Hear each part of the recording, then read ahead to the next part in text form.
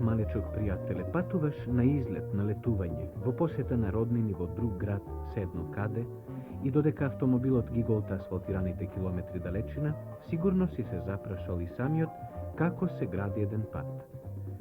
Пат кој ќе ги пресече редиштата, пат кој ќе се пробива низ полето, пат што кривулесто се искачува по планините и ги премостува реките. Убав, широк, асфалтиран пат, по кој возењето е удобно и безбедно. Те покануваме денес, малечок пријателе, да присуствуваш на возбудливите работни победи на луѓето и машините. Тука ќе го најдеш и одговорот на прашањето како се гради еден пат.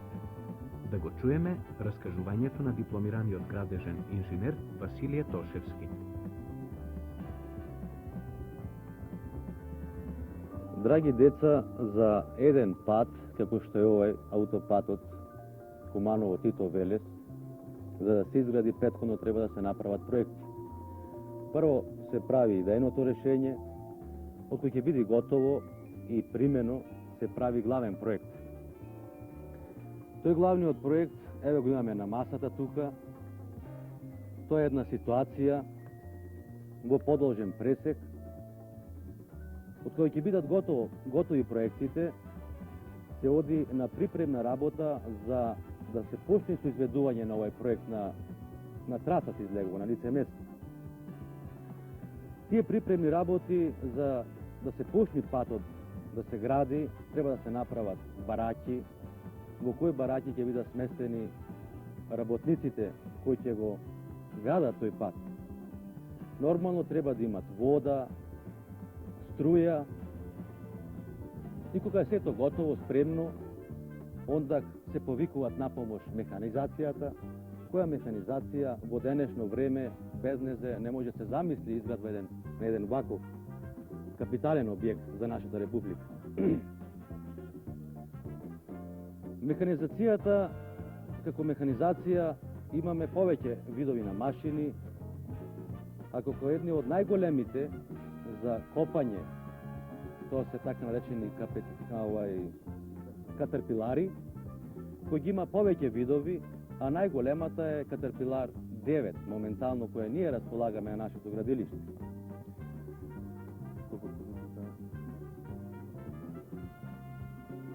Ова машина, Катерпиларот, може огромни количини да ископа во еден ден, се сметат на кубатура, и откако таа ќе ископа, имаме утоварувачи кои тој ископан материјал се земат, се товаруват на камиони и се носи на трасата каде што се прават насипи. Откога ќе бидат готови насипите направени, онда се оди на завршниот дел, се поставува тампонски слојови, па потоа асфалтот, па огради, па разни знаци кои ја дозволуваат за намалување на брзината или знаци кои обележуваат дека во близина имаме пумпа, населено место и така натаму.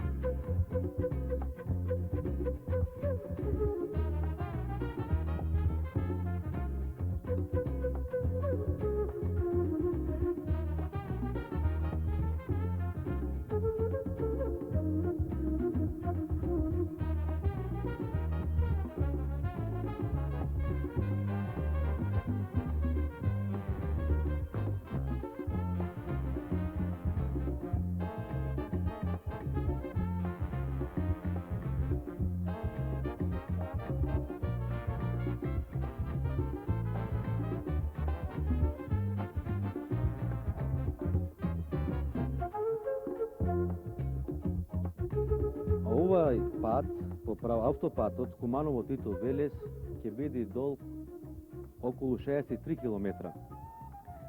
Овој пат ќе го градат четирите мојкни наши македонски предпријатија, и тоа Бетон, Гранит, Пелагонија и Маврово.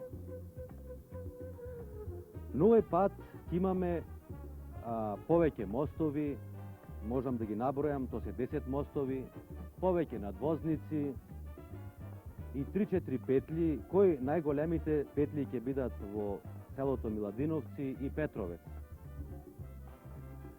Широчината на овој пат ќе биде 11 метра, кои ќе бидат застапени две коловозни ленти, по кои ленти ќе може да се вози по 100 км на сат, ќе биде сообраќајот многу пообезбеден,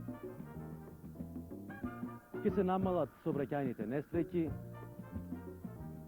а во иднина се планират, сега моментално ние градиме само првата фаза на овој пат, а понатака во блиска будушност ќе се гради и другата лента. Овие две ленти ќе бидат разделени со еден така наречен зелен појас, кој појас е во широчина од 4 метри.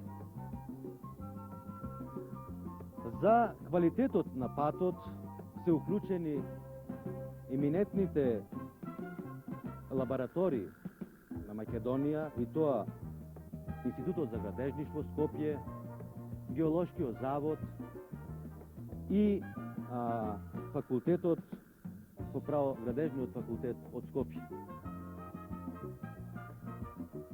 Што се однесува од работната рака, ги застапени се сите скоро профили од општи работници, квалификовани работници, висококвалификовани работници, инженери од сите профили, градежни инженери, машински инженери, возачи, машинисти на машини и друго.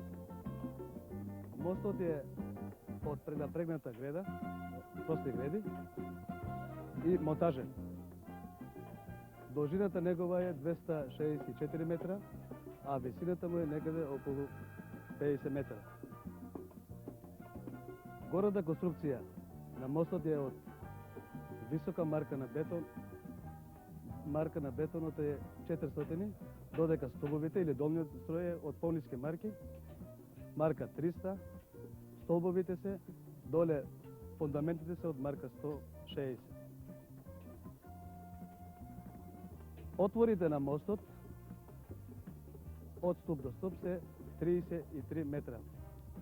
Системот е прости греди и монтажни, додека коловозната плоча му е монолитна.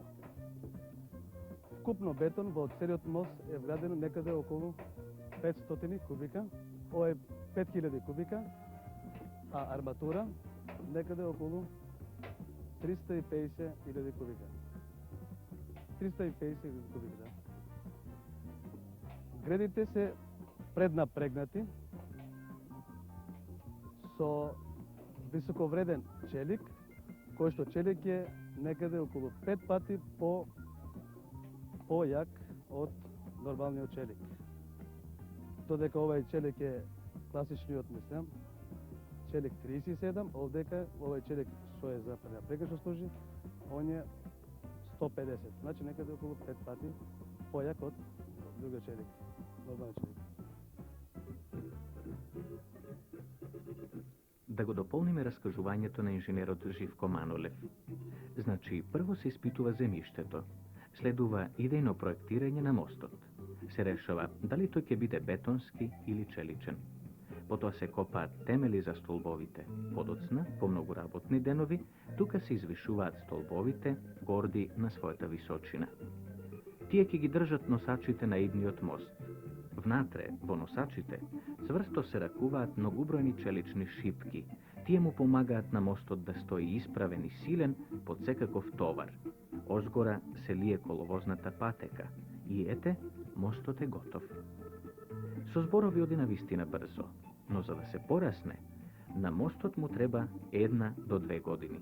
Тој бара многубројни вешти раце на работници, а тие се тесари, армирачи и бетонирци.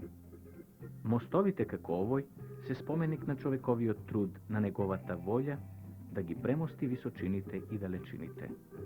Мостот никогаш не е сам. До него од обете страни мора да води пат, а патот се пробива тешко. Понекогаш теренот мора да се расчисти со експлозив. Тогаш имаат збор минерите, а тие зборуваат можне гласно, да ги чуеме.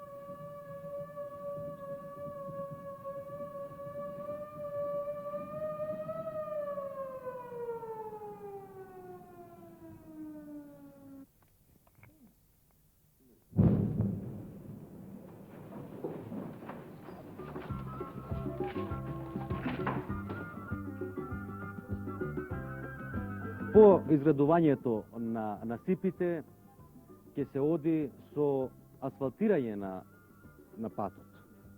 И това асфалтирање ќе биде во повеќе слоеви. Прво имаме горниот слој, така наречен абајучи слој, после доаѓа биндерски слој, под него доаѓа битошлјунакот, после доаѓа подлога за стабилизација и тампонскиот слој. Јас се викам Јанковски Методија, високо квалификован машинист на асфалтната база во Кавадарци. Нешто ќе кажам за производство на масата. Прво потекнуваат масата од шљунак, кој го носиме од реките со камиони, го дотураме на ситото. Од ситото оди преку дробалица, од дробалица со утоварач го носиме во бункерите. Од бункерите преку дозатор оди во бубај. Во бубајот тука се печи шљунакот, од бубајот оди преку леваторот, од леваторот дозират еден машинист на вагата, тука го мери, од вагата пуштат во мешалица, кој му додават камено брашно. Каменото брашно тоа е мелено од камен, бел, и се меша тука со битумен. Од кој ќе се измеша тамо има 30 секунди, се пуштат, се вика таа една обична корпа. По корпата оди преку која е поврзана со сајли и оди во бункер. Од бункерот кој ќе се наполни, се пуштат во камионите и со камионите се дотурат на патот кај што треба да се изградува.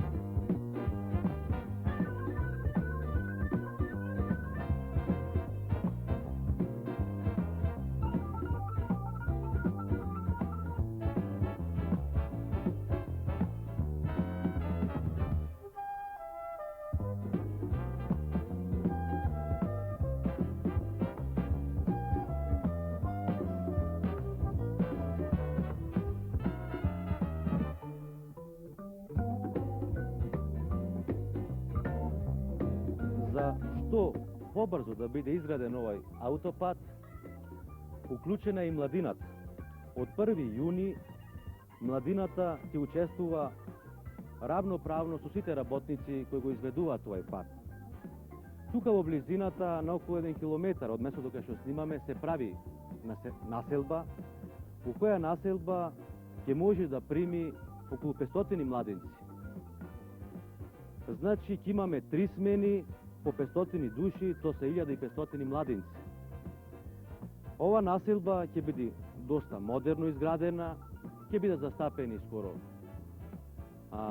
сите работи кои му треба на еден младинец, не само да работи на траса, мислам да планираат косини, да прави банкини и така натаму, значи кај што треба да се работи, него ќе имат и други активности каде ќе биде застапено разни курсеви, каде ќе имат културен забавен живот, значи сите работи ќе бидат застапени во населба. А ние ќе можеме ова населба да ја посетиме, таа е веќе во изградба, но контурите можат да се видат.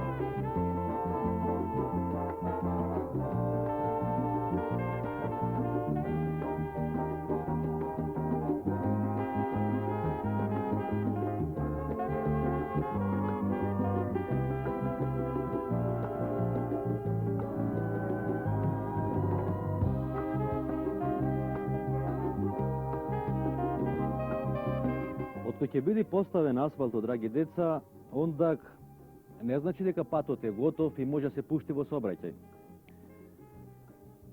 Треба после асфалтирањето да се направи сообраќајно решение и сигнално решение, што веќе ние ги имаме тие проекти. А што се подразбира под сообраќајно решение и сигнално решение? Тука се поставуваат разни знаци, како што спомнав јас пред малку, знаци за забрана на брзината, знаци за кривини во лево, во десно, пумпни станици и така натаму.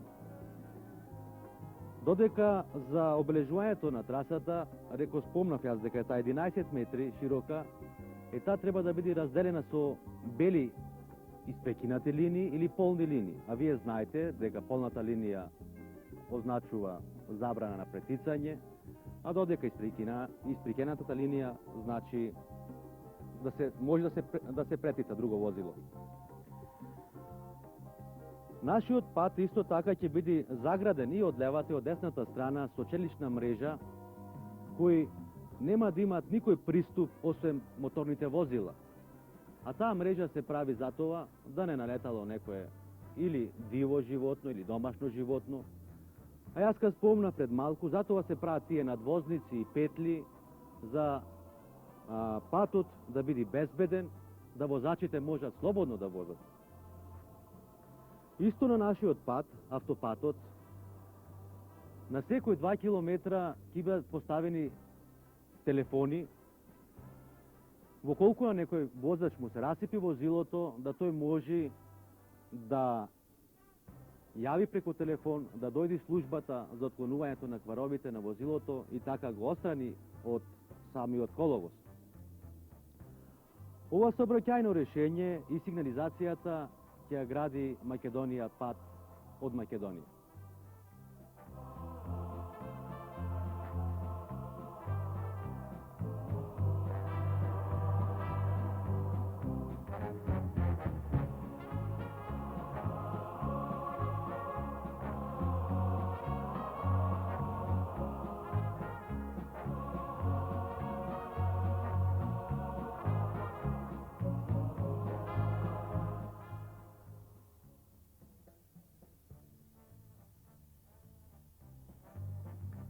Ясно ти е, нели, малечок пријателе?